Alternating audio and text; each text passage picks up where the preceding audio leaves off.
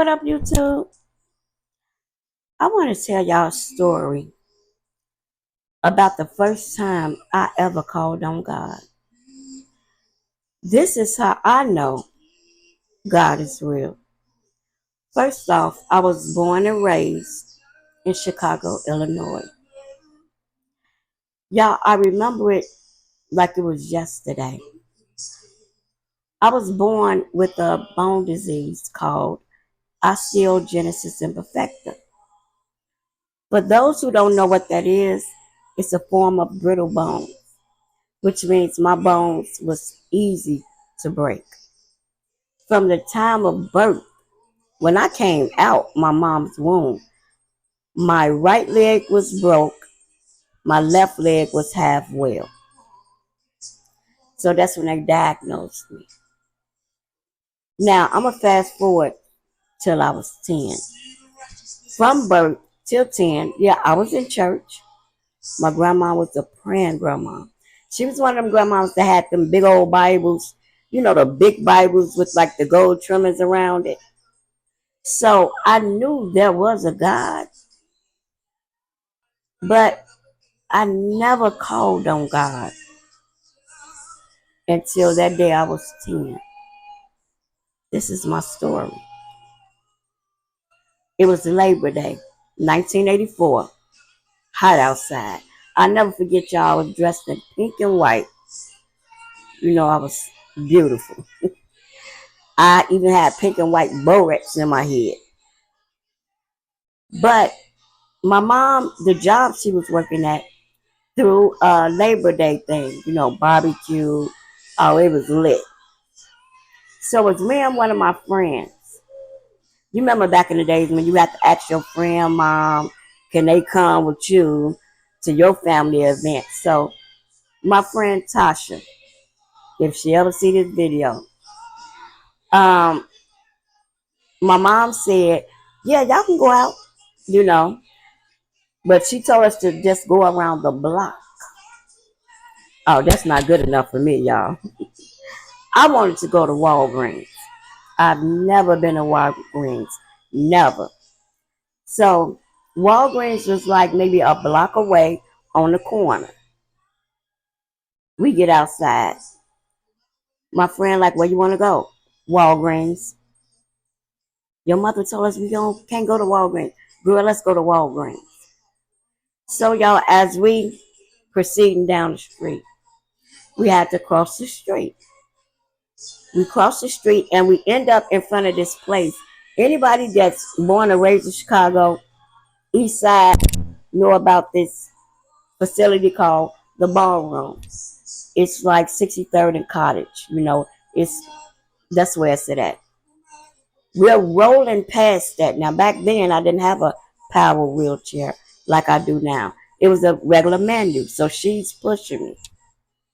Now, y'all, out the corner of my right eye, I can see the lady approaching, but we outside. It's summertime. It's people everywhere. But I can hear her. She's acting very belligerent, like she's drunk. I don't know. But in a quick second, she bumps into my friend, which causes her to push the chair forward. It was a crack in the ground, y'all. I'll never forget. And my wheel didn't go over the crack. So as she's pushing, the chair flips open and boom. Before I know it, I'm on the ground. As soon as I hit the ground, y'all, I felt the pop. It was at that moment, right then, I wanted to die. Okay? 10 years old, mom told us not to go to Walgreens. For one, I disobeyed. The lady pushed Tasha, which caused her to push the chair over. So as I'm sitting there, y'all, I don't know if I was crying more from the pain or that I know I was going to be in trouble. So as I'm sitting there, people crowded around me. I mean, y'all would have thought I got shot because they don't know what's going on. They just see a young girl on the floor, on the ground, and I'm crying hysterically. mainly because of the pain. I don't know who this young man is. I wish I knew, but it was a young man. I'm going to say between 16, 19. I don't know. But I remember him coming, and my friend was hysterical. I mean, because she don't know what's going on. All she knows is I fell, and I'm crying, and I know, y'all, people with osteo, we know when the bone is broke. It's a pain unbearable. Do you understand me? So I remember the young man asking my friend something like, all I heard was, well, parents or mom, whatever.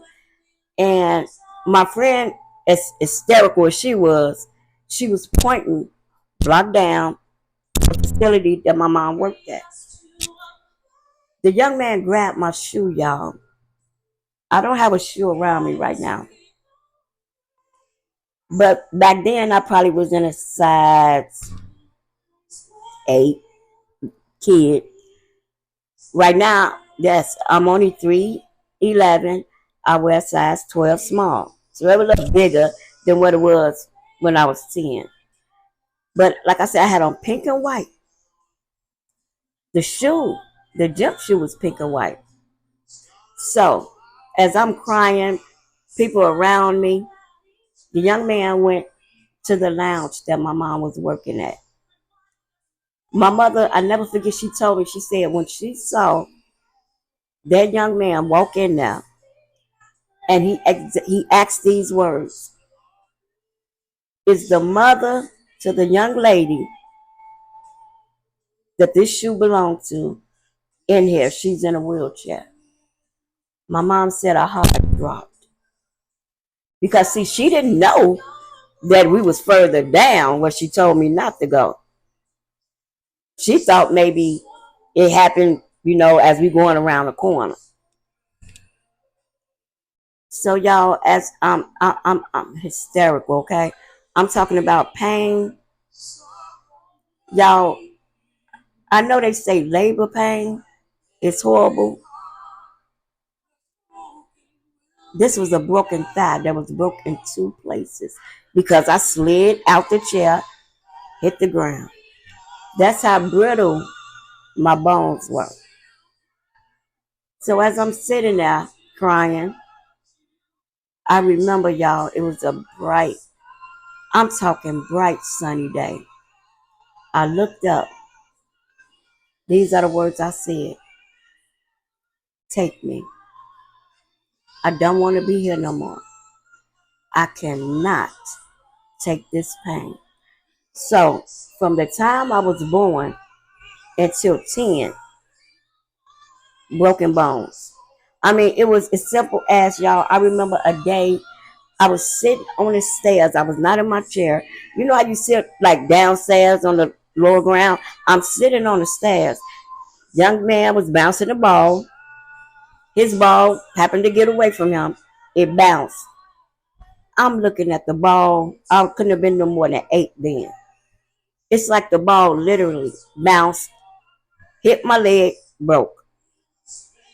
That's how easy it was. I got plenty of stories to tell, but this one is the day I called on him. But see, I was calling for him to take me because I just couldn't imagine going through that pain again. From time I was born, like I said, to 10, not realizing that I was a soldier. But this time, this was a thigh. Okay, I was used to getting a cast on my leg, used to getting a cast on my arm. But a thigh, for anybody who have broken their thigh, okay, whether you are osteo or not, they just can't put a regular, how when you put a cast on your leg, you know, no. So automatically, I knew it wasn't the leg. So as I'm telling God to take me, I remember I could hear my mom come closer. And when I looked up, I was I was more hurt that I disobeyed her. But the pain was, oh my God. Y'all, I can't even explain it because I knew it wasn't a leg this time. So I'm 10. So I'm thinking, oh my God, what could hurt worse than that? So my mom been down. I'll never forget y'all. She like, oh no, God's not going to take you. I want to die. I remember that. I remember that plain as day. Now, like I said, don't forget, I was 10. So we got to the hospital. But I was the type that I had to pick a certain person to pick me up. Now this is a thigh break, I'm sorry. Couldn't nobody just pick me up. I always, one thing about me, and I'm still like that today, I size people up. When it come to like, let me help you get in the car, I got to look at your build because I can't have you being all willy-nilly with me. You can't be picking me up playing around. So it was a friend of my mom's, may he rest, and he was the only man I allowed to touch me because it's the way, and then I told him how to pick me up. So I ended up going to the hospital, of course. There was a hospital down the street, still there, but I was from a certain hospital. So I never forget the ambulance was there. They was telling my mom, okay, we're going to rush her to the university. My mom like, no, you're not. That is not a hospital. So they was like, well, you're going to have to transport her yourself. You know how ambulances are. So they end up taking me, my mom to my hospital. And y'all, I never forget, they told her my thigh was broken 2 places. So I'm laying there in pain. Don't want to be touched. I had the prettiest pink and white suit on. So of course, I wasn't finna sit up or cooperate with them to take the clothes off. So they had to cut my whole outfit off me. I'm talking about even the shirt, y'all. I didn't even want to sit up. That's how bad the pain was. So I'm looking at them cutting my whole pink and white outfit off, and my mom's crying. She take the outfit, she throws it in the bag, and they come back and they told her it was my thigh was broken 2 places. I mean, when you hear about that, you would think I was in a car accident or somebody stumped me. No, I just slid out the chair. That's how brittle my bones were. So I never forget. I'm thinking they're gonna cast me up, but in my mind, I was smart then. Like, how they gonna put a one cast on a thigh? That's when they came, and I never forget. They said we're gonna. Of course, I used to stay anytime a broken bone a night or two, but they hit me with a banger. They said we're gonna have to keep her here for at least 30 days. My mom like, for what? We're gonna have to put in something called contraction. Now, let me explain to y'all what contraction was.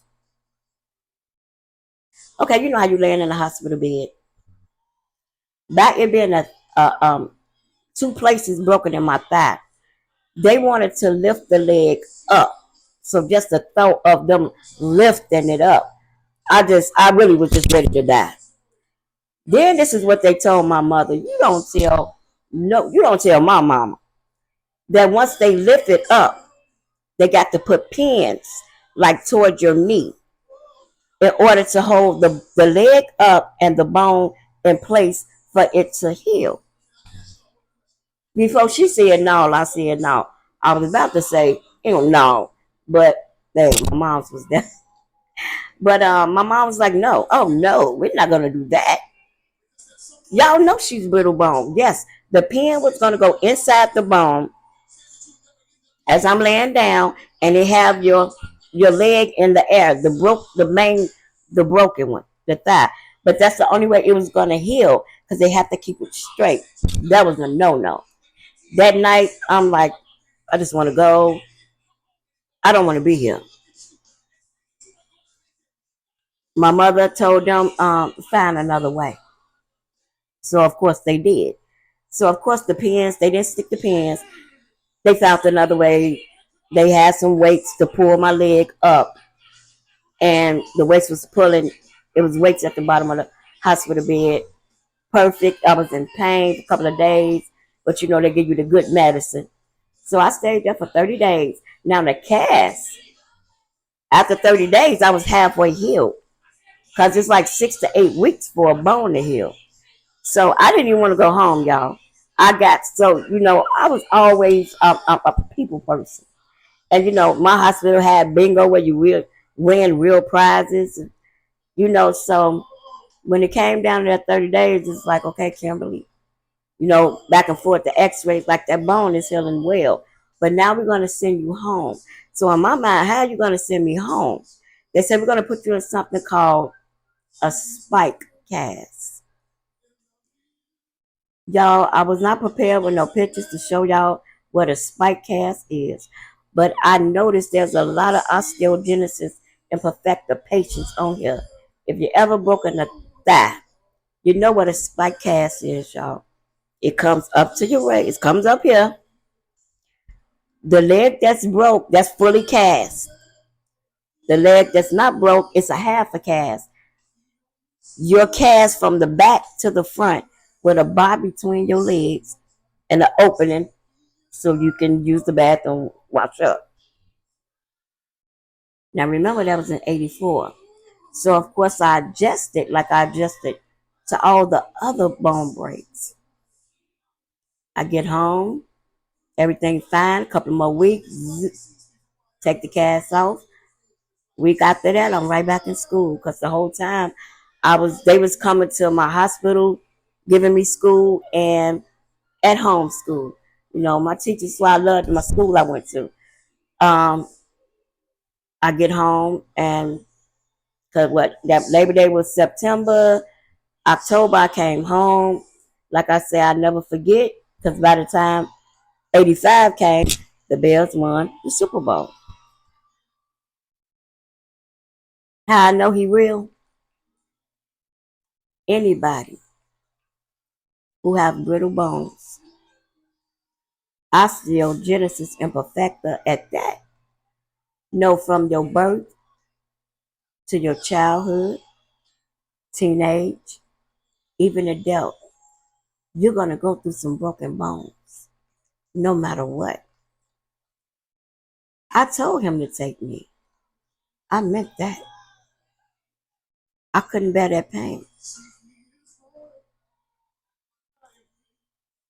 I haven't had a broken bone in 40 years. Not because I was too careful or my mother was overprotective. It was because of him. He didn't inflict that pain on me because he knew I couldn't bear it. I couldn't. This year, y'all, September, Labor Day, whatever day I fall on, will make 40 years. But I'm claiming a 40 now because I was 10. And praises and honor to the Father in heaven. Y'all, I got stories. May the 5th, this year, 2024, I made 50 years old. The doctors told my mom when I was born, if I make it to 10, that's a miracle. That I would never be independent. I would always need somebody assistant for 24/7. I wouldn't be able to dress myself, feed myself, do nothing for myself. That's what the doctors told her. She wasn't planning no funeral. Remember, I was 10 when I had the last broken bone. She wasn't doubting like every year oh my God, my baby may not make it. This year was my grand opening. I made 50 years old because of him. I'm here because of him. I'm here for a reason. I got so many stories that I'm going to share with you. Some funny, some good, but all of them is inspiration, motivational. I'm going to tell y'all them lies they told my mom about what I wouldn't be able to do. I take care of myself. hmm And me not having kids. All I'm going to say is I'm 3'11", and God is real. That's all. Right now, God is real. This is my really first open video. God is real. I got more to come. I do. I got so many things to talk about. I made it.